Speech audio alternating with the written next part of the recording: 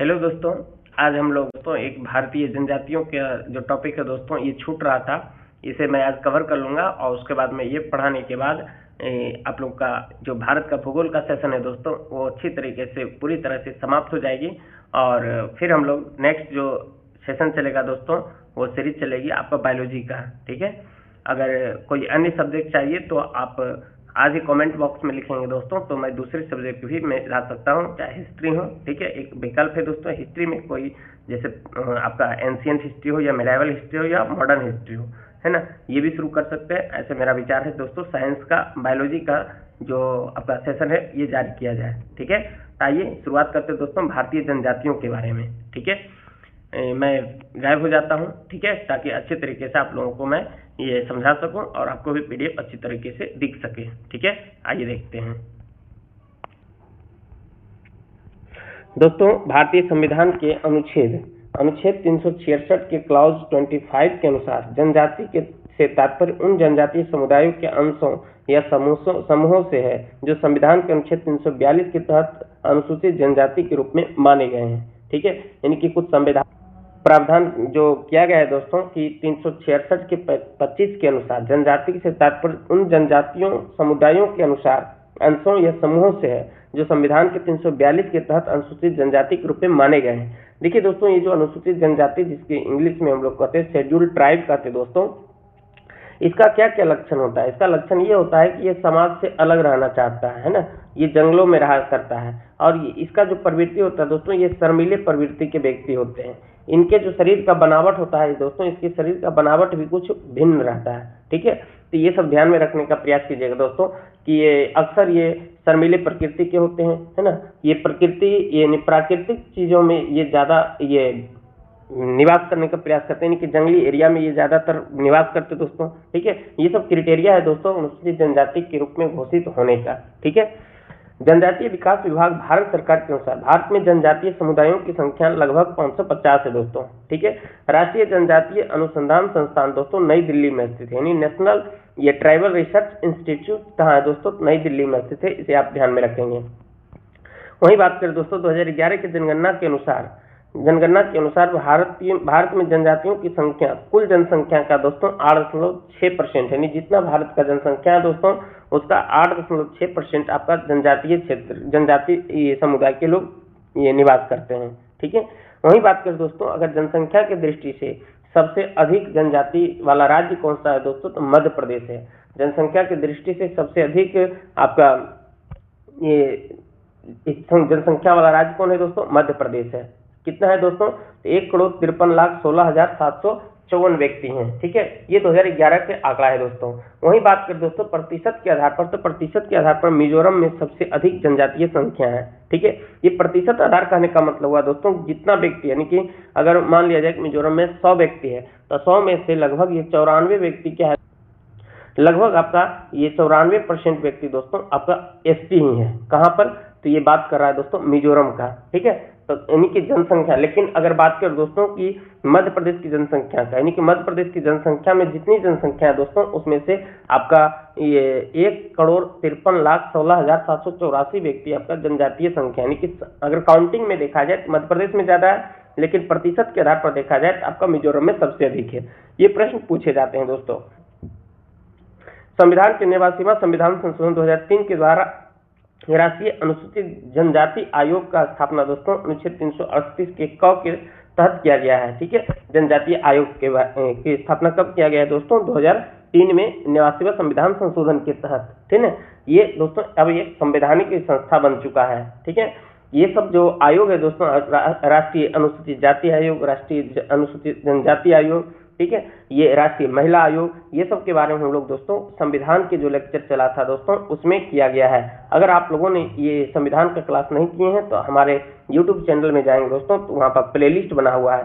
Playlist में आप संविधान में लगभग मेरे ख्याल से 23 या 29 वीडियो पड़ा हुआ दोस्तों, आप उसे बारी बारी से देख सकते हैं। ठीक है, वहाँ पर विस्तार से चर्चा कई प्रकार के संवैधानिक आयोग और आपका संवैधानिक ये अलग से इनकी विधिक आयोग है दोस्तों, उसकी भी चर्चा किया गया है, इसे आप देख लीजिएगा।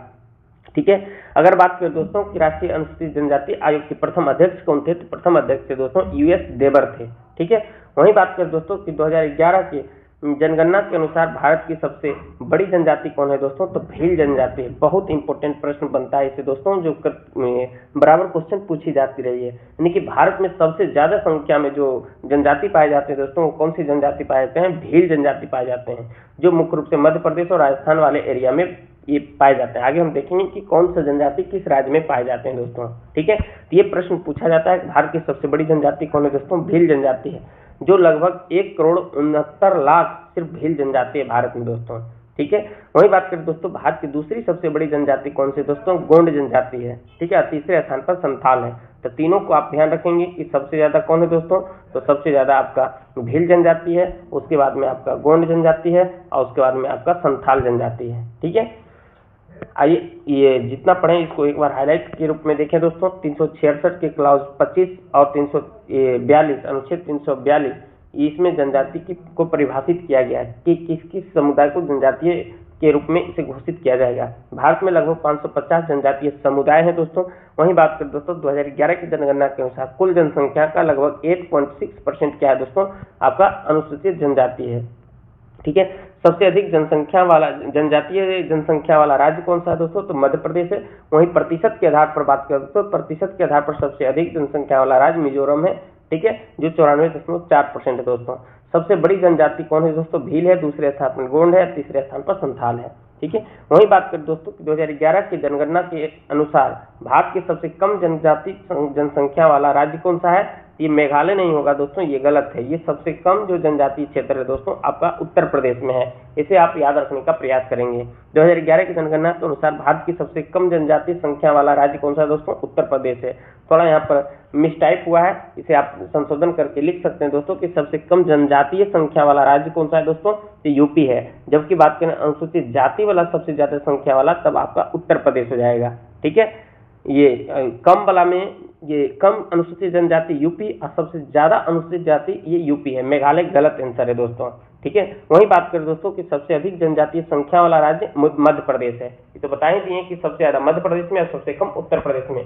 लेकिन बात करें दोस्तों कि प्रतिशत के आधार पर सबसे ज्यादा तो मिजोरम हो जाएगा, ठीक है। एक जनजाति दोस्तों की जारवा जनजाति, ठीक है, जो अंडमान निकोबार में पाए जाते हैं दोस्तों, ठीक है। ये जारवा जनजाति दोस्तों जो अंडमान निकोबार में है, इसे विश्व का सबसे पुरानी जनजाति माना जाता है, इसे आप ध्यान रखेंगे। पूरे विश्व की सबसे पुराना जनजाति का नाम क्या है दोस्तों, ये जनजाति का नाम है आपका ये जारवा जनजाति। कौन जनजाति दोस्तों, जारवा जनजाति है। वहीं बात करें दोस्तों एक तथ्य, एक व्यक्ति है दोस्तों ठक्कर बापा। कौन है दोस्तों, ठक्कर बापा। ठक्कर बापा को दोस्तों क्या कहा जाता है, ये कहा जाता है दोस्तों आदिवासियों का मसीहा कहा जाता है। क्वेश्चन पूछेगा कि आदिवासियों का मसीहा किसे कहा जाता है, तो ठक्कर बापा को कहा जाता है, ठीक है। ये प्रश्न पूछा जाता है दोस्तों, इसे भी आप ध्यान रखेंगे। वहीं बात करें दोस्तों भारत की सर्वाधिक आदिम जनजाति गोंड जनजाति है, ठीक है। सबसे प्राचीन पुरानी जनजाति कौन है दोस्तों, ये जारवा जनजाति। लेकिन सबसे आपका आदिम जनजाति कौन है दोस्तों, गोंड जनजाति है, जो भारत में दूसरे सबसे अधिक जनजाति है दोस्तों, ठीक है। वहीं बात करें तो एक है सोमेन जनजाति। सोमेन जनजाति दोस्तों निकोबार द्वीप समूह में पाया जाता है, बहुत इंपॉर्टेंट है, ठीक है। यानी अंडमान निकोबार द्वीप समूह की बात करें दोस्तों तो ये इसमें कौन कौन सा जनजाति पाया जाता है, तो जारवा जनजाति है, सोमेन जनजाति है, टोडा जनजाति है। ये सब दोस्तों आपका ये माफ करेंगे दोस्तों, टोडा आपका तमिलनाडु क्षेत्र में पाया जाता है, ठीक है। सोमेन है, सोमपेन है, ये सब जो जनजाति दोस्तों ये अंडमान निकोबार का जनजाति है, इसे आप ध्यान रखने का प्रयास कीजिएगा, ठीक है। वहीं बात कर दोस्तों कि टोडा जनजाति जो नीलगिरी की पहाड़ियों पर निवास करती है। अगर आप लोगों ने हमारा ज्योग्राफी का क्लास शुरू से किया है तो आपको बताए थे यहाँ पर पश्चिमी घाट पर्वत है दोस्तों, ठीक है। और यहीं पर इसी में एक पर्वत श्रृंखला है दोस्तों जिसका नाम क्या है, नीलगिरी पर्वत है। तो नीलगिरी पर्वत पर ही दोस्तों ये जनजाति पाई जाती है, टोडा जनजाति, ठीक है। तो क्वेश्चन ये पूछा जाता है दोस्तों कि टोडा नामक जनजाति कहाँ पाई जाती है, तो आपको तमिलनाडु भी ऑप्शन में दिया जा सकता है, या फिर पहाड़ी देगा तो क्या आ जाएगा दोस्तों, नीलगिरी की पहाड़ी आ जाएगा, ठीक है। वहीं बात करें दोस्तों कि ये थारू जनजाति एक है, ठीक है। ये कौन सी जनजाति दोस्तों, थारू जनजाति है, जो दीपावली को शोक का त्योहार के रूप में मनाते हैं। यानी कि हम लोग क्या है दोस्तों कि दीपावली को खुशियों का त्योहार करते हैं, लेकिन जो थारू जनजाति दोस्तों इसे दीपावली का शोक का त्योहार कहा जाता के रूप में मनाता है, ठीक है। यानी कि उत्साह नहीं होता है, इसमें उदासी छाया हुआ रहता है, ठीक है। वही बात करें दोस्तों एक है मिथुन त्योहार। मिथुन त्योहार दोस्तों नागा जनजाति का त्योहार है, ये भी आप ध्यान रखेंगे। मिथुन त्योहार कैसा त्योहार दोस्तों, नागा जनजाति का त्योहार है। नायर जनजाति में दोस्तों ये जो परिदर्शक पति की अवधारणा पाई जाती है ना। परिदर्शक पति का मतलब हुआ दोस्तों आपका कि निरीक्षण करने वाला या देखभाल करने वाला पति। ठीक है, परिदर्शक पति कहने का मतलब क्या हुआ, निरीक्षण करने वाला या देखभाल करने वाला पति। ये जो अवधारणा है दोस्तों किस जनजाति में प्रचलित है, नायर जनजाति में प्रचलित है। ठीक है, यानी वही यहाँ लिखा है परिदर्शक यानी ऑब्जर्व या व्यूअर का मतलब देखभाल करने वाला, ऑब्जर्व का मतलब निरीक्षण करने वाला। ठीक है, और पति का मतलब हस्बैंड, शब्दों से मिलकर बना है। उससे पति को दर्शाता है जो अपनी पत्नी या परिवार की गतिविधियों पर नजर रखता है और उनकी रक्षा करता है या परिवार का रक्षक होता है। ठीक है, यानी इसका अर्थ हुआ देखभाल करने वाला या रक्षक पति या निरीक्षण करने वाला। जी, इसका पर्यायवाची क्या होगा, रक्षक, देखभाल करने वाला, पति, स्वामी। ये तो सामान्य रूप से भी किया जाता है दोस्तों। ये नायर जनजाति है, इसे भी आप ध्यान रखेंगे दोस्तों। अब हम लोग देखते हैं दोस्तों कि कौन से राज्य या केंद्रशासित प्रदेश में कौन से जनजाति पाए जाते हैं। तो यहाँ पर यह कंफ्यूज नहीं करेंगे दोस्तों, कुछ ऐसे जनजाति हैं जो एक से अधिक राज्यों में भी ये फैला हुआ है। ठीक है, तो जो महत्वपूर्ण प्रश्न पूछे जाते हैं दोस्तों उसको हम देखने का प्रयास करते हैं। ठीक है, आइए देखते हैं दोस्तों। कहता है कि गुजरात में कौन कौन सी जनजाति पाई जाती है। तो भील जनजाति, बंजारा है, कोली है, पटिला है, डाफर है, टोडिया है। तब भील के बारे में आपको बताए थे कि देश की सबसे आपका बड़ी जनजाति कौन सा है दोस्तों, भील जनजाति है, जो गुजरात में पाया जाता है। ठीक है, कहाँ पाया जाता है, तो गुजरात में। इसके अलावा आपको हम जब वहाँ बताए थे तो मध्य प्रदेश भी बताए थे। तो यहाँ पर कंफ्यूज नहीं करेंगे दोस्तों कि गुजरात और मध्य प्रदेश का बॉर्डर साझा करता है। तो गुजरात और मध्य प्रदेश दोनों एरिया में ये पाए जाते हैं भील जनजाति, जो देश की सबसे बड़ी जनजाति है दोस्तों। ठीक है, वही बात करें दोस्तों हिमाचल प्रदेश की, तो इसमें प्रमुख आपका भील है, इसे आप ध्यान रखेंगे। ठीक है, आपको एग्जैक्ट नहीं पूछा है कि भील जनजाति मुख्य रूप से भील जनजाति कहाँ की है। ठीक है, ये ध्यान रखना है कि सबसे बड़ी जनजाति जो गुजरात और मध्य प्रदेश वाले एरिया में पाए जाते हैं। ठीक है, हिमाचल प्रदेश में दोस्तों गद्दी है, गुज्जर है, कन्नौर है, लाहौली है, हट्टी समुदाय आदि, ये सब जो दोस्तों हिमाचल प्रदेश की आपका ये जनजाति है। वही बात करें दोस्तों जम्मू कश्मीर की जो प्रमुख जनजाति है दोस्तों उस कौन कौन है, बकरवाल है, गद्दी है, गुर्जर है और चांगपा है। ठीक है, इसमें गुर्जर पूछा जाता है कभी कभी दोस्तों कि गुर्जर जो जनजाति है वो कहाँ की जनजाति है, जम्मू कश्मीर में है।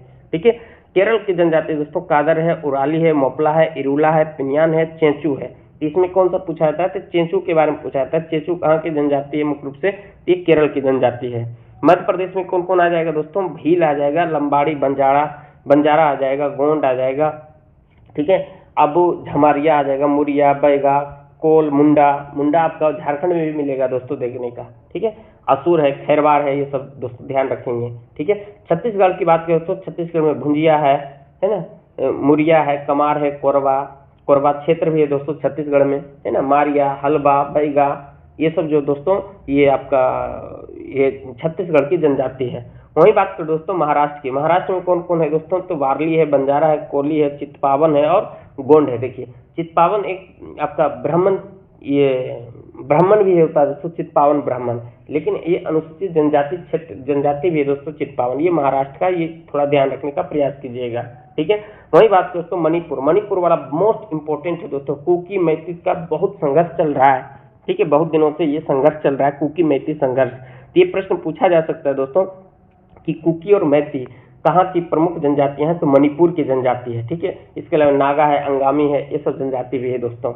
मेघालय की दोस्तों गारो, खासी, जयंतियां और मिकीर, ये सब पहाड़ी का भी नाम दोस्तों, गारो, खासी, जयंतियां। अगर आप लोगों ने हमारा ज्योग्राफी के सेशन शुरू से देखा है तो पर्वत वाली श्रृंखला में आपको पढ़ाए होंगे, ये पूर्वोत्तर भारत जब पढ़ाए होंगे दोस्तों तो वहां पर चर्चा किया होगा कि ये आपका अरुणाचल प्रदेश, ये माफ करेंगे दोस्तों, गारो, खासी, जयंतियां, ये जो पहाड़ियां दोस्तों ये मेघालय के पास की ये पहाड़ी भी है और इसी के नाम पर दोस्तों जनजाति है। ठीक है, इसके अलावा ये भाषा भी है दोस्तों, इसे भी आप ध्यान रखने का प्रयास कीजिएगा। ठीक है, वही बात दोस्तों मिजोरम में लुसाई है, पाबो है, ये पाबी है, मिजो है, चकमा है, कुकी है। तो इसमें जो पूछा जाता है दोस्तों ज्यादा चकमा के बारे में पूछा जाता है। चकमा कहाँ की प्रमुख जनजाति है, तो मिजोरम की।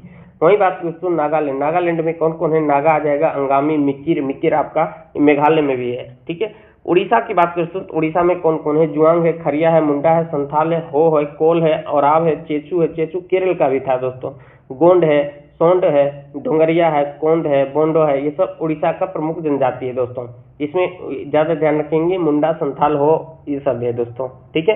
वही बात करें दोस्तों राजस्थान में कौन कौन है दोस्तों? मीना, सहरिया, सांसी, गरसिया, भील, बंजारा, कोली। सबसे ज्यादा मीना जनजाति दोस्तों राजस्थान में पाए जाते हैं, ठीक है। बहुत डेवलपमेंट इनमें आ चुका है अब। सिक्किम के प्रमुख आपका जनजाति लेप्चा, बहुत बार क्वेश्चन पूछा गया दोस्तों। लेप्चा नामक जनजाति कहाँ की जनजाति दोस्तों? सिक्किम का है, ठीक है। इसके अलावा लिंबू है, भोटिया है, ये भी ध्यान रखिएगा। तमिलनाडु का जो पूछा जाता है दोस्तों, टोडा के बारे में पूछा जाता है, जो नीलगिरी पर्वत पर पाया जाता है। इसके अलावा बड़गा याद रखें, कोटा, टोडा, यहाँ लिखा है आपका नीलगिरी की मूल जनजाति है ना। नरी कोवन। त्रिपुरा में दोस्तों रियांग है, त्रिपुरी है, हलाम है, नोआतिला है, ये सब ध्यान रखिएगा दोस्तों। वही बात करें दोस्तों उत्तराखंड के जो जनजाति है, थारू है, कोर है, मारा है, नीति है, भोटिया है, ठीक है। जौनसार वाले क्षेत्र में खास है। आपको थारू के बारे में बताया था दोस्तों कि दीपावली को किस रूप में मनाता है? तो शोक के रूप में दीपावली पर्व को मनाता है। कौन सी जनजाति? तो थारू जनजाति, जो कहाँ पाया जाता है दोस्तों? तो उत्तराखंड में पाया जाता है। इसे भी आप ध्यान रखेंगे। वहीं बात करें दोस्तों पश्चिम बंगाल की। पश्चिम बंगाल में दोस्तों लोढ़ा है, भूमिज है, संथाल है, लेप्चा है, लिंबू है, ये सब दोस्तों पश्चिम बंगाल की जनजाति है। असम में बात करें तो राभा, दिमाग, कोचरी है, बोडो है ना, अहोम है, मिकिर है, कार्बी, नागा, लुसाई, ये सब दोस्तों आपका असम की जनजाति है। आंध्र प्रदेश की चेचू है, कोया है, सबरा है, गढ़वा, गोंडा, ये सब ध्यान रखेंगे। अरुणाचल प्रदेश का मोप्पा है, डफला है, मिसमी है, सुलुंग है, मीरी, अपातानी, मेजी।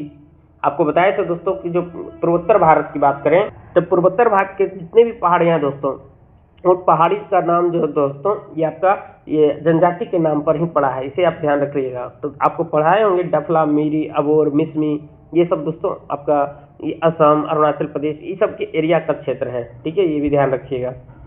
माफ करेंगे दोस्तों, ये अरुणाचल प्रदेश वाला आपको बताएं दिए थे, ये डफला, मीरी, अबोर, मिसमी के बारे में।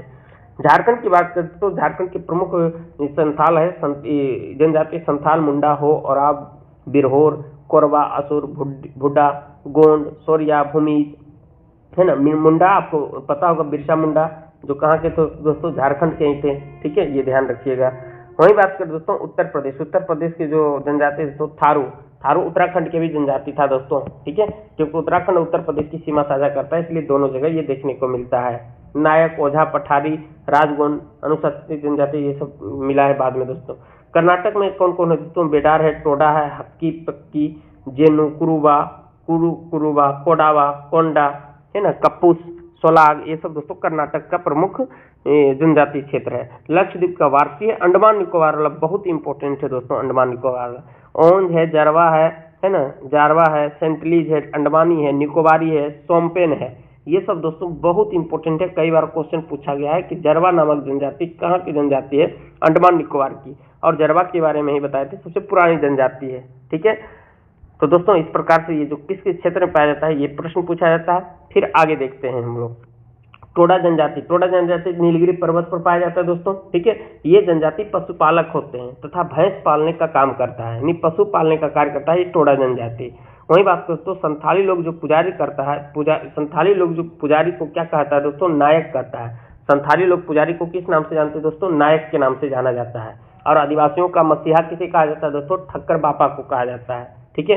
वही बात करें दोस्तों कि हो, उराव एवं मुंडा जनजातियों में धार्मिक प्रमुख को क्या कहा जाता है दोस्तों? पाहन कहते हैं। तीन जो जनजाति दोस्तों कौन कौन? हो, उराव और मुंडा जनजाति, इसमें धार्मिक जो प्रमुख होते हैं उसे पाहन के नाम से जानते हैं। वही बात करते हो संथाली लोग जो पुजारी होता है उसको नायक कहते हैं, जबकि छत्तीसगढ़ की गोंड एवं बैगा और केरल की कारिकर एवं कुराली उन्हें पलाथी कहते हैं, ठीक है। यानी कि धार्मिक जो प्रमुख होता है उसे पलाथी कहते हैं। ये भी आप ध्यान में रखने का प्रयास करेंगे।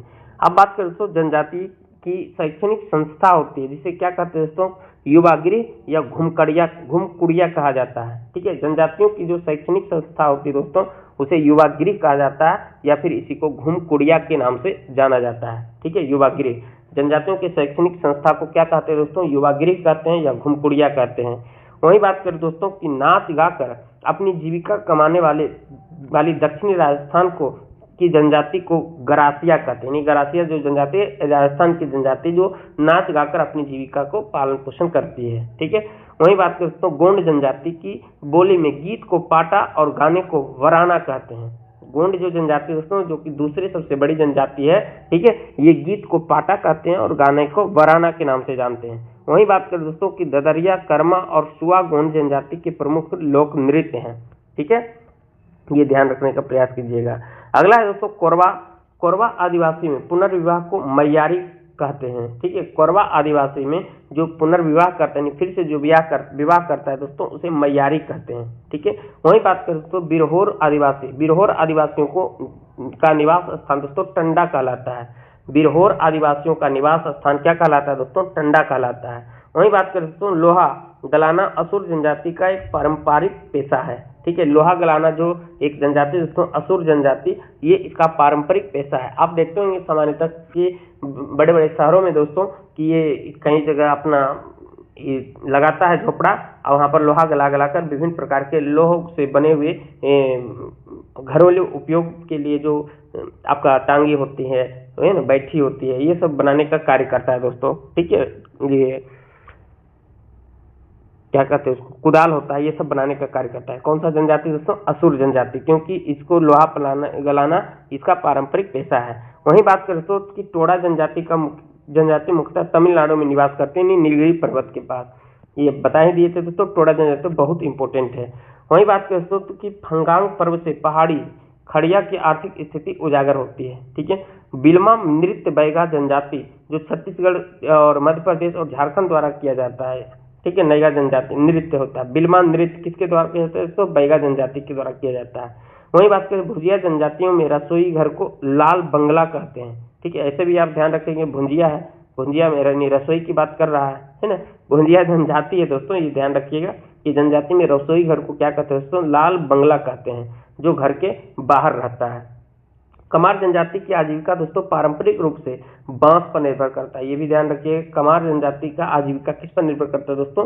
तो बांस पर निर्भर करता है, ठीक है। वहीं बात करें दोस्तों कि अगरिया जनजाति लोहासुर को अपना देवता मानता है, ठीक है। कुछ अन्य तथ्य दोस्तों ये बस देख लेते हैं, उसके बाद में ये समाप्त होगी, ठीक है। अगला कहता है दोस्तों कि भारतीय संविधान में 2022 के संशोधन के माध्यम से नरी कोरबन हट्टी समुदाय एवं कडू कुरुबा समुदाय सहित देश के 5 राज्यों के 15 जनजातियों को अनुसूचित जनजातियों की श्रेणी में शामिल करने की मंजूरी दी गई है। इसके बाद देश में अनुसूचित जनजातियों की संख्या 705 से बढ़कर 720 हो जाएगी, ठीक है। ये भी आप ध्यान रखिए, करंट मुद्दा है थोड़ा सा। चांगपा या चंपा समुदाय मुख्य रूप से लद्दाख में पाए जाने वाला एक अर्ध खाना बदोशी तिब्बती लोगों का समूह है। खाना बदोश वैसे लोगों को कहा जाता है दोस्तों जो जिसका कोई अस्थायित्व नहीं होता, घुमंतु होता है, ये है ना, एक जगह से दूसरी जगह जाता है और ये जहाँ भोजन मिलता है वहीं पर अपना अड्डा गड़ा देता है, खत्म हुआ भोजन वहां से हट के फिर दूसरी जगह जाता है, तो वैसे व्यक्ति को खाना बदोशी कहते हैं दोस्तों, ठीक है, ये ध्यान रखिएगा। भारत सरकार ने इन्हें अनुसूचित जनजाति के रूप में सूचीबद्ध किया। ये घुमंतु लोग जीवन यापन के लिए अच्छी किस्म का ऊन देने वाले पश्मीना बकरियों को पालते हैं। आपको बताए दिए ये घुमंतु होते हैं। कौन? चांगपा जनजाति की बात किया जा रहा है, ठीक है। अब देखते हैं दोस्तों अन्य तथ्य के बारे में कि जीवन की उत्पत्ति आदि सागर में आर्कियो जोड़क युग में हुई है, ठीक है। भारत आने वाला सबसे पहला प्रजाति समूह दोस्तों निग्रिटो है। कौन है दोस्तों? निग्रिटो है। नॉर्डिक प्रजाति भारत में सबसे अंत में आई है। कौन सी प्रजाति दोस्तों? नॉर्डिक प्रजाति। सबसे पहले आने वाला निग्रिटो है, ठीक है। हड़प्पा सभ्यता की शुरुआत दोस्तों प्रोटो ऑस्ट्रेलाइड एवं भूमध्य सागरीय प्रजाति ने ही किया था। हड़प्पा सभ्यता जो आगे हम पढ़ेंगे दोस्तों कभी हिस्ट्री में, ठीक है, जिसमें प्रोटो ऑस्ट्रेलाइड एवं भूमध्य सागरीय प्रजाति ने इसकी शुरुआत किया था, ठीक है। वही बात दोस्तों निग्रिटो, प्रोटो ऑस्ट्रेलाइड, मंगोलाइड प्रजाति के लोग भारत में आदिवासी जनजातियों में सम्मिलित किए जाते हैं, ये भी आप ध्यान रखिएगा। अब देखते हैं निग्रिटो के बारे में दोस्तों। निग्रिटो अंडमान निकोबार एवं त्रावणकोर और कोचीन की पहाड़ियों में ही पाए जाते हैं। निग्रिटो दोस्तों अंडमान निकोबार वाले क्षेत्र में पाए जाते हैं। मंगोलाइड की बात करें दोस्तों तो कहता है मंगोलाइड लोग उत्तर पूर्वी एवं दक्षिण पूर्वी एशिया में रहते हैं।